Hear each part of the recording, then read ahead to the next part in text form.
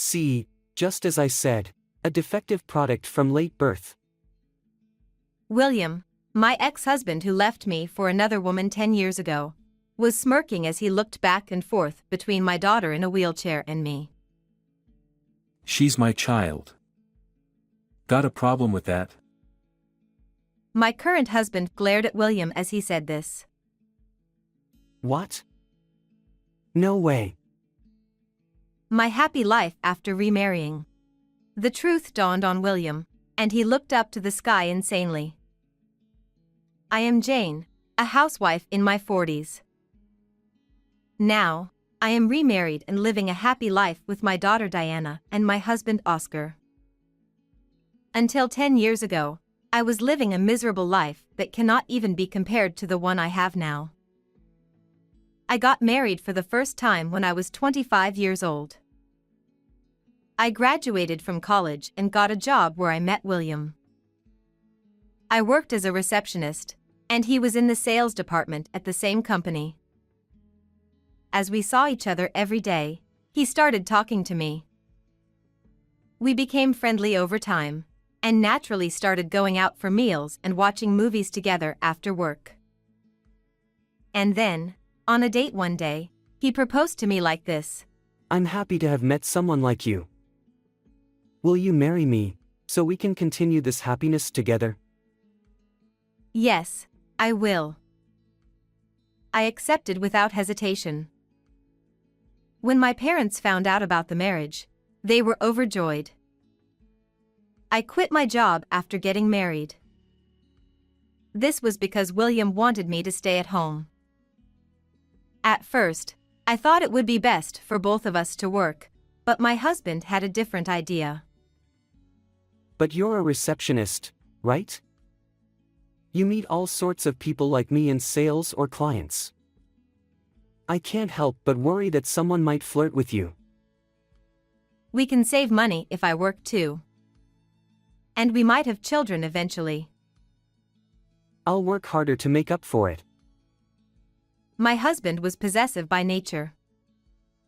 When we were dating, he even would get upset if I gave a birthday card to a male coworker. After getting married, I devoted myself to household chores. I tried to do everything I could for my husband: laundry, ironing, cooking, you name it. Life with him was peaceful and comfortable at first. But after a few months, things took a bad turn. The reason was my husband's behavior. He started to look down on me at every opportunity. When things weren't going well at work, he would be particularly harsh. He would complain a lot about dinner as soon as he came home. Hey, what's this? You're serving me some bland fish dish. Huh? Yesterday we had a meat dish, so I thought it'd be good to have fish today for a balanced diet. Fish won't relieve my stress. Forget it. Bring me a beer. Okay. You wouldn't understand because you're always at home, but I'm under a lot of pressure. Even today, I've been to several clients and I'm exhausted. Yeah, you're right. I'm sorry. Tomorrow, I'll make your favorite dish. You better understand. At that time, I thought my husband was just tired and in a bad mood by chance. But even when I prepared his favorite dish and waited for him, he started coming home late more often due to sudden overtime or business entertainment. I had prepared your favorite dish for you. Then my husband glared at me. You, who don't even work, have no right to speak to me like that. I didn't become a housewife because I wanted to. Well then, I'll work too. We don't have kids yet. Isn't that okay? What did you say? You need to take care of the house properly. You're my wife, so fully support me. Then, I'll look for a part-time job during the day. Alright, but don't slack off on the housework. Fortunately, There was a part-time cashier position available at a nearby supermarket, and I got hired immediately after applying. But my husband's condescending attitude remained just as terrible. Hey, this shirt is full of wrinkles. What's going on? I did the laundry, but the weather was bad yesterday, so it didn't dry well. I'll iron it now. I told you not to slack off on the housework, didn't I? If you can't do it properly, then quit your part-time job. This made me feel more like a maid than a wife. My husband was like this at home, but he was affable to everybody outside of the home. One day, this happened. We're going to my parents' house tomorrow, so prepare a gift for them. What? Isn't this too sudden? If you had told me earlier, I could have prepared something. That's why I'm telling you in advance now, right? Or are you saying you can't get it done? It's not that, but I have my own schedule too. You're just a part-timer, don't give me attitude. Make sure you get it ready. Understand? I prepared a gift that I thought my husband's parents would like, and the next day we went to their house. Apparently, it was to celebrate the eldest son of my brother-in-law starting elementary school. Jane, I'm sorry to trouble you. Thank you for coming. I'm sorry, I should have brought something that your grandson would like. It's just a dinner party. I told William that nothing was necessary, but he's always so considerate. You prepared it, didn't you? Thank you. My mother-in-law said this to me. At his parents' house, my husband is known as the thoughtful second son. And there, he plays the role of a thoughtful husband towards me as well. Jane started a part-time job recently. She chose a job near home so it wouldn't affect the housework. It's difficult to work when you have children, isn't it? Exactly. That's why she's working now, while she can. That's a good idea. You two are really responsible. My husband talks with my mother-in-law like that, creating an image of himself as an excellent son and a good husband. Because my husband is good at putting on a front like this even at my parents' house, I can't talk to anyone about him. And when I came back from in-law's house, Hey, can't you be a bit more thoughtful? It's a wife's duty to support her husband when we're out, right? huh? I did prepare the gift as you asked. It's not just about that. You should play with my nephew, help out my mother. There are many things a daughter-in-law should do, right? It's not enough to just do what you're told. I'm sorry. Whenever I returned from my husband's parents' house, I always got lectured like this. Since getting married, this kind of life continued, and I became more and more depressed. I couldn't do housework properly, I wasn't thoughtful enough, and I could only do what my husband told me to do. I was gradually brainwashed by my husband's condescending words into believing those things. At home, I was nothing more than a housekeeper. Every day, I just did the housework as my husband told me to and worked part-time during the day. Perhaps my husband got tired of me, as he started coming home later and later. Recently, you've been coming home late. Work is busy. I'd like you to at least let me know when you're going to be late. I need to prepare dinner. Ha! Unlike your part-time job, sales work depends on the clients, so it's normal to adjust to their schedule. Don't you even understand that? All I asked for was a heads up if he was going to be late. I had a feeling that his late nights weren't just because of work. The reason is, when I picked up my husband's suit to take it to the dry cleaners, I noticed the scent of women's perfume on it. Additionally, Despite him coming home from work, I noticed the smell of shampoo, completely different from sweat. It's likely he's having an affair. But I didn't have the courage to confront him. If we divorce, I have nowhere to go. My parents like my husband, so I would be blamed if we split up. Also, I don't go out much aside from my part-time job and shopping, and I don't have any friends I can confide in. Because of all this, even if I realized my husband was cheating, I've been turning a blind eye to it. One day, I realized that my period hasn't come for a while. And sometimes, I felt strange nausea. Maybe. I decided to muster up the courage to talk to my husband. If he knew we were expecting a child, perhaps he would come back to me. Since my husband adored his nephew, I thought he would be happy to hear we were having our own child. Hey, I think I might be pregnant. Ha! Lately, I haven't had my period, and I've been feeling like I have morning sickness. Are you kidding me? Even if it's true, you should consider abortion.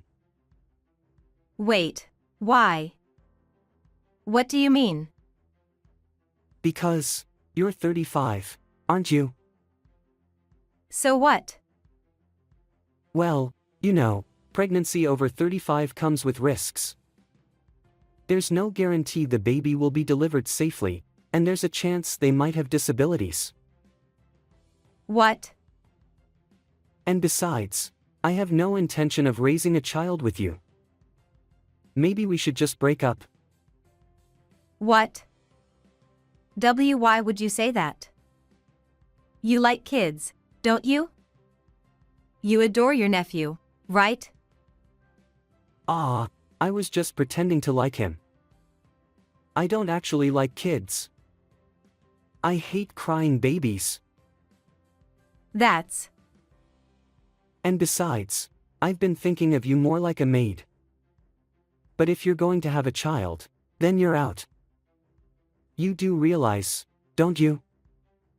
I have someone else. It'd be easier to live with her. What, are you going to leave me? My husband smirked and said, You know how they say you should replace electronics after 10 years? Well, we've been married for 10 years too, so maybe it's time to replace the wife. He said that as if it were nothing. I couldn't believe he was this kind of person. I'm going to the other woman's place right now. I'll send you the divorce papers soon, so make sure you sign them and file them. Are we really getting divorced? If there's something wrong with me, I'll fix it. Ha! Something wrong with you? Your very existence is the worst. Do whatever you want with the child. Abort it, raise it, I don't care. Though with your measly income, you probably can't raise a kid. Ugh. With those hateful words, my husband left the house. Left alone in the house, I was overwhelmed with tears. What did I do wrong? I did all the housework just as he asked, and I never caused any trouble. How can I suddenly be facing divorce? What should I tell my family? And with a child on the way, what am I supposed to do from now on? These thoughts swirled in my mind, leaving me in a state of withdrawal. A few days later, I heard the sound of the front door opening, and my husband returned. Hey, are you here? Looks like no one's home. I could hear a woman's voice too. She was wearing a miniskirt, heavy makeup, and had a somewhat sharp-looking face with slightly slanted eyes, and she was clinging to my husband. Eek. You scared me, I thought it was trash. The woman noticed me lying on the living room sofa, my face streaked with tears, and she screamed. You look like a ghost or something, like something out of a nightmare. How could you be with such a woman? Seriously. She really does look like a ghost. Despite being unfairly belittled and cheated on, all I, being brainwashed, could manage to say was, Did you come back? Come back. Don't be ridiculous. I just came to get my stuff and bring the divorce papers. Here they are. As my husband said that, he casually tossed the filled-out divorce papers at me. The moment I saw them, nausea overwhelmed me, and I covered my mouth and rushed to the bathroom. I don't want to live here. Yeah, her disgusting smell is lingering everywhere. Shall we start looking for a new place? Yes, let's go to the real estate agent right away. My husband, facing me as I struggled in the bathroom, said, You better submit the divorce papers and get out of this house soon. Got it? Then, he left with the woman. Crushed, I continued to cry for a while. Worried about the baby, I went to see the obstetrician and found out that I was not pregnant. The missed period and nausea were due to hormonal imbalance caused by constant stress. While I felt relieved that the pregnancy was a misunderstanding, it also gave me the opportunity to rethink my life and break free from being brainwashed by my controlling husband. I left the house I shared with him and, of course, submitted the divorce papers. I could have claimed compensation from my ex-husband since the divorce was largely his fault, but I decided not to do it as it seemed like too much hassle. Although my ex-husband may think he dumped me, I also felt like I was the one who dumped him, ready for a fresh start. I vowed to myself that I would make something of my life and prove him wrong. When I told my family about the divorce, they scolded me for acting rashy, but after explaining the details of his infidelity, they understood and supported my decision. As I continued my part-time job, I started considering my future, little knowing that unexpected opportunities awaited me. 10 years later. One day, I was enjoying shopping with my daughter, Diana. Today is her birthday. We were buying the clothes she wanted, and we had plans to go to a cake buffet. But on this perfect day, we encountered the worst possible person. Yes, my ex-husband, William. He was with another woman, not the one he cheated with that led to our divorce. Hey, long time no see. He approached with a smirk and glanced at my daughter. Looks like having a baby at an older age really was a mistake. Being defective must be tough. Ha! What? My daughter was 9 years old at the time. She was living with a prosthetic leg and using a wheelchair due to a traffic accident. What are you talking about? Could he be misunderstanding something? This is the kid from back then, right? Looks like you lost the parent lottery. He said this to my daughter. Noticing our exchange, my current husband approached and stood next to our daughter. Dad, what does he mean? My daughter asked, looking puzzled at my husband. William's expression changed drastically. Is there something you need from my wife and daughter? His tone was calm, but I could tell he was very angry. What? Your wife and daughter? Yes, that's right. No, she was my ex-wife. And this child is mine and hers. This child is absolutely mine. Is there a problem with that? What? William seemed completely confused. It seems like we should discuss this somewhere else. Do you have time? William had no choice but to nod at my husband's suggestion. My office is nearby. We can talk there in private. The woman with William looked annoyed and left the scene. As my husband led us to his company building, William turned pale. This is the parent company of my workplace. Is that so?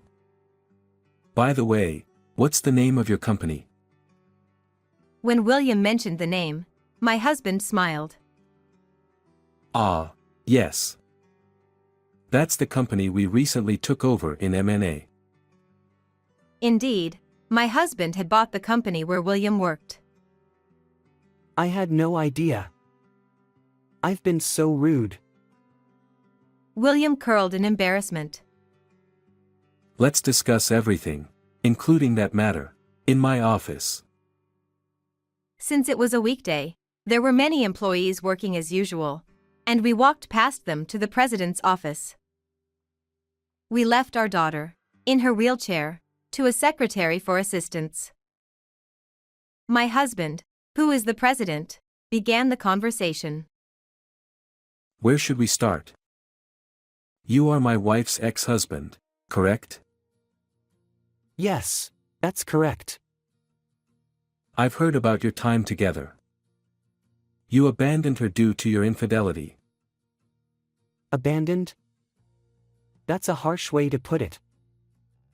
William was flustered by my husband's direct remark. Have you forgotten? You did say you were going to abandon me, didn't you? I couldn't help but interject. I am no longer the person I used to be. I wouldn't stay silent after he talked about my daughter that way. That was an amicable divorce, wasn't it? You even filed for divorce without saying a word. That's right. So, you have no right to complain about my current life, do you? I mean, it's impressive. What do you mean? Despite being dumped by me, you managed to marry the CEO even with baggage. Baggage? But she's my daughter, right? You were pregnant when we got divorced. Huh? William seems to believe that this daughter with a prosthetic leg is his own. It's sad she was born with disabilities from your late pregnancy, but it's reassuring if the new father is the president, right? What are you talking about? She's not your daughter. Ha! It matches the timeline, doesn't it? Or are you saying you were already with this president at that time? That's not true. As William and I were arguing, my husband interjected. I also remarried. That girl is my daughter with my ex-wife. Ha!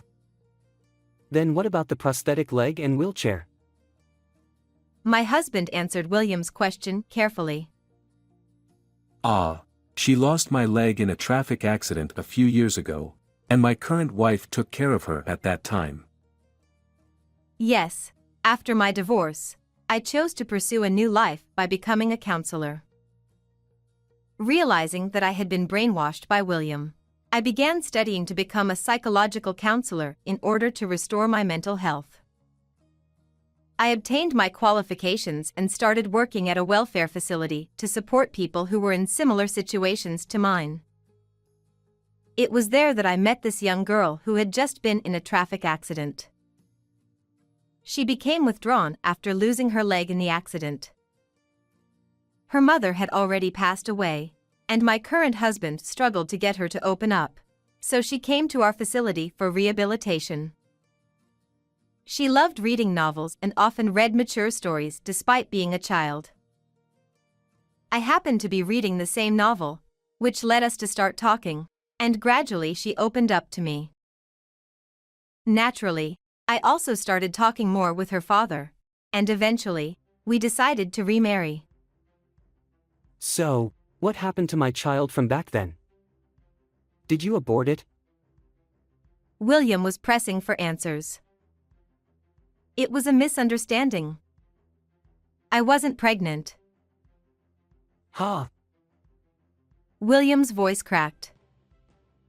By the way, William, are you an employee of my husband's company's subsidiary? My husband, who is the president, quickly explains. Yes. Actually, our company is currently working on a project for children in collaboration with the company he works for, which we recently took over. As he said this, my husband glared sharply at William. Yes, that's right. I'm in charge of that project. What a strange coincidence, isn't it? William looked like he wanted to disappear. Then we'll have to remove you from that project. What? William froze at the sudden announcement from the president of the parent company. I'll talk to your manager and have you removed from this project. William turned pale. Sir, isn't it inappropriate to bring personal matters into work? I'm not removing you for personal reasons. This project is crucial for our company's future. It's a huge opportunity for me. Please don't ruin my career plans, sir. William desperately pleaded. I thought so. The woman you were with earlier is the daughter of your company's president, isn't she? I don't know what sweet talk you used, but you were trying to seduce her and get into the president's family, weren't you? My husband seemed to have hit the nail on the head regarding William's intentions. You understand, right? It's that man's ambition. This project is exactly that opportunity. Please set aside personal matters and let me do my job. What are you talking about? Do you understand that this project aims to promote better moral education for children? Of course. Yet, despite that, you didn't hesitate to make discriminatory remarks about my daughter. She's only 9 years old. I can't entrust this job to someone who can't even consider a child's feelings. I didn't mean. If you removed me from the project, I wouldn't just miss out on a promotion, I wouldn't be able to stay in the company. Please stop. Please forgive me. I thought she was my daughter and it slipped out. Even if she were your own child, you shouldn't call her defective. Hey, help me out here. William pleaded as he faced my husband's intense anger. What are you saying? You reap what you sow, don't you? This happened because you were with that girl. What are you going to do about it? William accused me crazily. It's your fault. Everything would have been fine if I hadn't met you. Why did you have to do this to me? It's all your fault. Seeing William like that, my husband added more. If you continue to verbally attack us like this, I will report the details to not only your department manager but also to the president, who is the father of that young lady. If you don't want to lose your job, reflect on your actions and start over. With my husband's ultimatum, William turned tail and left. Then my husband looked at me with a smile and said, "Let's go home." Although the celebration for our daughter's birthday didn't go as planned that day, she smiled happily and enjoyed herself nonetheless. Afterwards, it seems William, my ex-husband, faced consequences within the company. The reason for being removed from the project, his discriminatory remarks towards the child, became widely known within the company, leading to him being sidelined into a less significant role. Naturally, he earned the wrath of the president, who happened to be the father of the woman he was involved with at the time, resulting in a ban on any further contact with her. Being looked upon disapproval by those people around him, he lost faith in humanity, and eventually quit his job, now living as a recluse at home. It's a pitiful situation. But, ultimately, it's all of his own making. As for me, I've been enjoying happy days since then. My daughter has grown accustomed to her prosthetic leg, and it seems she might be able to graduate from using a wheelchair soon. What's more, it looks like she has even found a boyfriend at school. The new project at my husband's company has been selected for a new initiative by the Department of Education, and it will be utilized in moral education classes at elementary and junior high schools nationwide. I am actively involved as a key member of the project, and my name has been mentioned as a candidate for the company's next executive officer. Let me make it clear that this is not due to any favoritism from my husband, who is the president. Since we had that incident on our daughter's birthday, we're planning to take a family trip abroad for our next wedding anniversary to refresh ourselves. Whether we should go to Europe or the Caribbean, we haven't decided. The decision-making process is part of the fun.